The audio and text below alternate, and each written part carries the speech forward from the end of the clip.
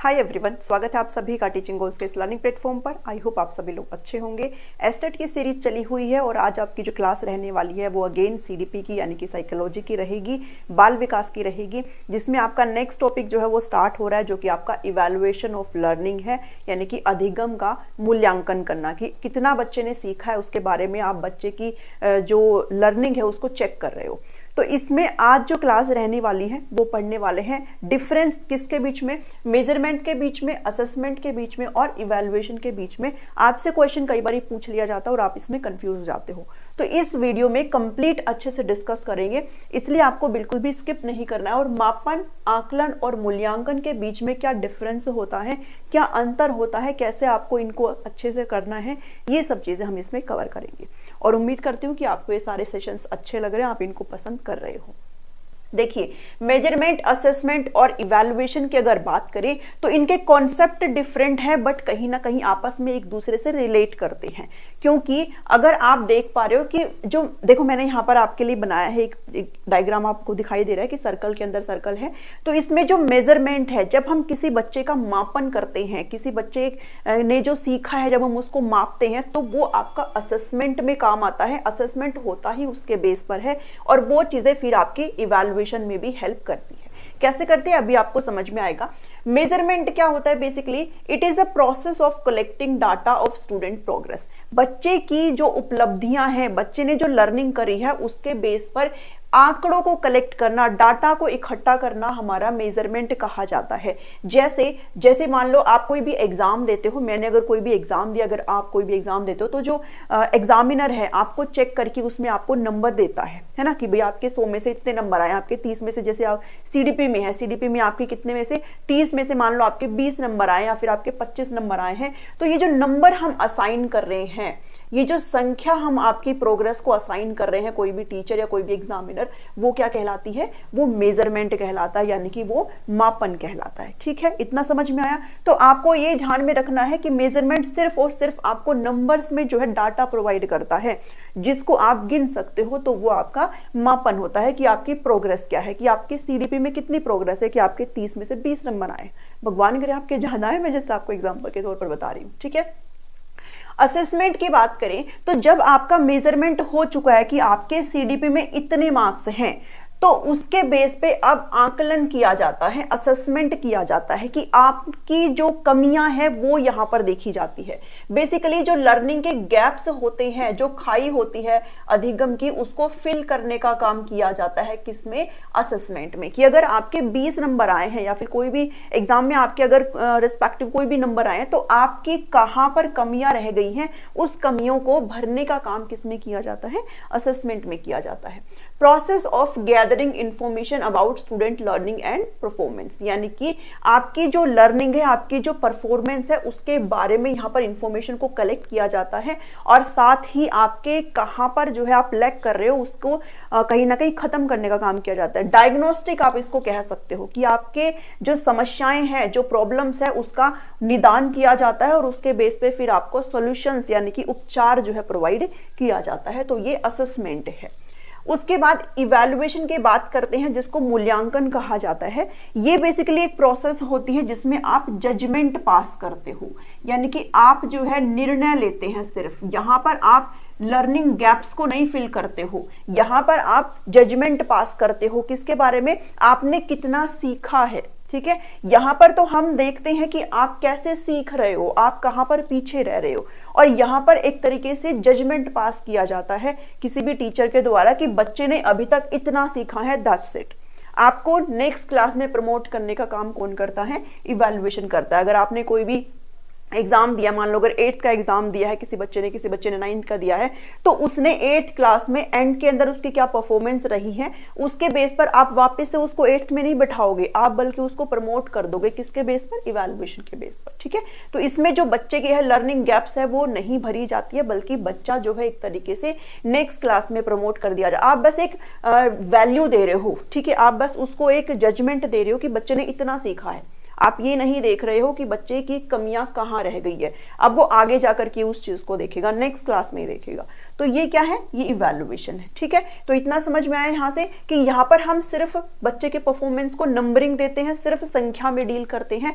यहाँ पर हम देखते हैं असेसमेंट की बच्चे के अंदर जो है किस कॉन्सेप्ट की कमी है, बच्चे की जो लर्निंग गैप है उसको फिल करने का काम यहाँ पर किया जाता है। बच्चे को क्या समझ में नहीं आ रहा है उसको वो यहाँ पर किया जाता है। और अगर बात करें जजमेंट पास करने की, बिकॉज आपसे क्वेश्चन ऐसे ही पूछ लिया जाता है कि किस उसमें आप जो है जजमेंट पास करी जाती है, तो आपको क्या आंसर करना है, इवैल्यूएशन। कि हम यहाँ पर एक तरीके से पॉइंट दे देते हैं, एक तरीके से निर्णय पास कर देते हैं किसी बच्चे के बारे में कि उसने इतना सीखा है। ठीक है, इतना समझ में आया, तीनों के बीच में डिफरेंस है ये। उसके बाद जो मेजरमेंट होता है वो क्वांटिटेटिव होता है, सबको पता है भाई, मात्रात्मक होता है क्योंकि आप नंबर्स असाइन करते हो बच्चे को, तो वो क्वांटिटेटिव होता है। जबकि असेसमेंट जो होता है वो क्वालिटेटिव होता है, यानी कि यहाँ पर आप नंबर तो दे रहे हो लेकिन इस नंबर के अंदर आप ये भी देख रहे हो कि बच्चे के अगर नंबर कटे हैं तो वो किस वजह से कटे हैं और उस चीज को फुलफिल करते हो, तो ये क्वालिटेटिव हो जाता है, यानी कि गुणात्मक हो जाता है। ठीक है, अगर बात करें इवैल्यूएशन की तो ये आपका मात्रात्मक भी होता है और गुणात्मक भी होता है। ठीक है, दोनों होता है, बिकॉज जब हमारे पास मेजरमेंट है, अगर मेजरमेंट ही नहीं है तो फिर इवैल्यूएशन हम कैसे करेंगे। जब तक मुझे यही नहीं पता कि मेरे स्टूडेंट के इतने मार्क्स आए हैं तब तक मैं इवैल्यूएशन कैसे करूंगी। तो इसलिए मेजरमेंट आपका सबसे छोटा फॉर्म होता है, उसके बाद फिर ये जो असेसमेंट और इवैल्यूएशन है वो डिपेंड करता है मेजरमेंट के ऊपर। ठीक है, तो मेजरमेंट आपका सबसे लघु रूप होता है और इवैल्यूएशन जो होता है वो जो आपके नंबर है उसके अंदर आपको कहीं ना कहीं वैल्यूज ऐड करके देता है। भाई जो डिसीजन बनाएंगे हम किसी बच्चे के बारे में, जो हम जजमेंट पास करेंगे वो हम इसके बेस पर ही तो करेंगे कि उसके कितने मार्क्स है। ठीक है, तो ये आपके क्वांटिटेटिव और क्वालिटेटिव दोनों होता है, ये ध्यान में रखेंगे। उसके बाद ये डाटा को नंबर्स में कलेक्ट करता है, संख्या में जो है आंकड़े बताता है आपको मेजरमेंट, जो कि हम बार बार बोल रहे हैं। और ये जो है किसी भी बच्चे की जो अधिगम है उसकी प्रोग्रेस को चेक करता है, उसके प्रोग्रेस का परीक्षण करता है कि कैसे आपका जो सीखना है, जो अधिगम है वो कैसे चल रहा है।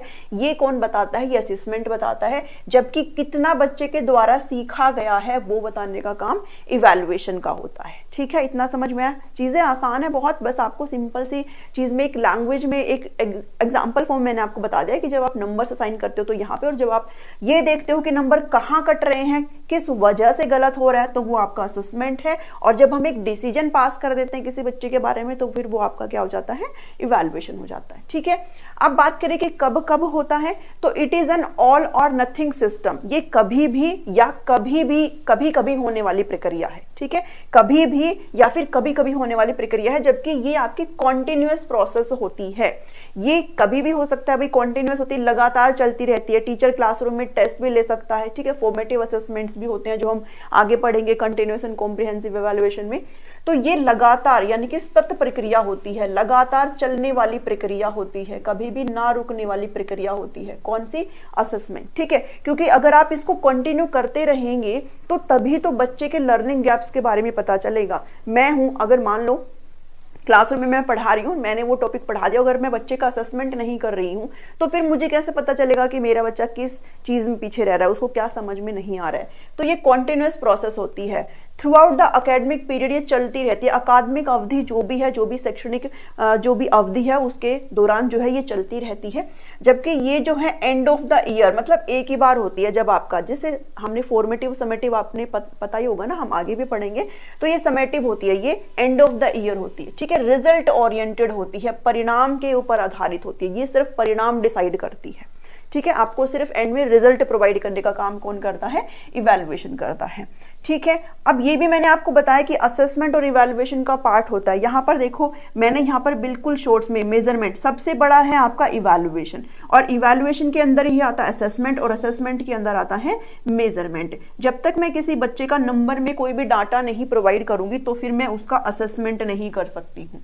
मुझे यही नहीं पता कि आपके सीडीपी में कितने मार्क्स आ रहे हैं, तो मुझे ये कैसे पता चलेगा असेसमेंट में कि आप कहाँ पीछे रह रहे हो। ठीक है, और जब मैं असेसमेंट कर रही हूँ तो यहाँ पर जो मेजरमेंट है, जब तक मुझे ये नहीं पता रहेगा तो फिर मैं इवैल्यूएशन कैसे कर पाऊंगी। ठीक है, तो ये जो है आपके कहीं ना कहीं इंटर रिलेट करते हैं आपस में, डिफरेंट कॉन्सेप्ट है बट आपस में रिलेट करते हैं। ठीक है, तो ये पार्ट्स हो जाता है मेजरमेंट जो है असेसमेंट और इवैल्यूएशन का। असेसमेंट जो होता है वो डायग्नोस्टिक होता है, यानी कि निदानात्मक होता है, जिसमें आपकी जो लर्निंग गैप्स हैं, यानी कि जो आपके अधिगम की खाई है उसको फाइंड आउट किया जाता है। सिंपल सी भाषा में बात करें तो आप कहाँ पीछे रह रहे हो, आपकी कमियां क्या है, उसको भरने का काम असेसमेंट में किया जाता है। जबकि ये जजमेंटल होता है, आपको सिर्फ एक निर्णयात्मक एक रिजल्ट आपको दे दिया जाता है, ठीक है। फिर आप जो है कहीं पर भी, जैसे मान लो भाई 7th क्लास का पेपर अगर किसी बच्चे ने दिया है फाइनल एग्जाम, तो उसके बेस पर आप वो सीधा 8th में कन्वर्ट हो जाएगा। उसने जो कमियां रह गई है उस एग्जाम में वो थोड़ी ना उसको वापस से करवाई जाएगी, वो फॉर्मेटिव में होता है, ठीक है। ये फ्लेक्सिबल होता है, लचीलापन होता है इसके अंदर। लचीलापन से मतलब क्या है? लचीलापन से मतलब ये है कि इसमें बच्चे की लर्निंग गैप्स को फुलफिल किया जाता है, ठीक है। ये प्रोसेस फॉर्म होता है, जबकि ये कैसा फॉर्म है? ये प्रोडक्ट फॉर्म होता है, ठीक है। तो ये फिक्स्ड होता है, जैसा भी रिजल्ट बच्चे ने दे दिया वो फिक्स्ड है, उसको बदलने का काम नहीं किया जाता है, ठीक है। उसके बाद हम जो बार बार कह रहे हैं, ये फॉर्मेटिव फॉर्म में होता है, यानी कि ड्यूरिंग टीचिंग लर्निंग प्रोसेस के दौरान होता है, और ये एंड ऑफ द टर्म होता है, समेटिव होता है, ठीक है। इसमें आप कुछ भी डाटा को चेंज नहीं कर सकते हो, जबकि इसमें आप लर्निंग गैप्स को चेंज करने का काम करते हो, उसको फिल करने का काम करते हो। तो ये डिफरेंस था किसके बीच में? ये डिफरेंस था मेजरमेंट, असेसमेंट और इवैल्यूएशन के बीच में। आई होप आपको समझ में आई होगी ये चीज़ें। नेक्स्ट क्लास में हम कॉन्टिन्यूस एंड कॉम्प्रिहेंसिव इवैल्यूएशन करेंगे, जो आपको आज ही मिल जाएगी। अगर आपको ये सीरीज अच्छी लग रही है तो इसे ज़रूर लाइक करें, शेयर करें सभी के साथ, और टीचिंग गोल्स को सब्सक्राइब करना ना भूलें, बिल्कुल फ्री होता है। सभी प्लेलिस्ट का लिंक वीडियो के डिस्क्रिप्शन में है, और अगर आप नोट्स अवेल करना चाहते हो तो आपको स्क्रीन पर नंबर दिखाई दे रहा है, आप इस पर व्हाट्सअप करके इन्फॉर्मेशन मुझसे ले सकते हैं। ये नोट्स आपके लिए पेड रहने वाले हैं। मिलती हूँ नेक्स्ट वीडियो में। Thank you, thanks for watching me.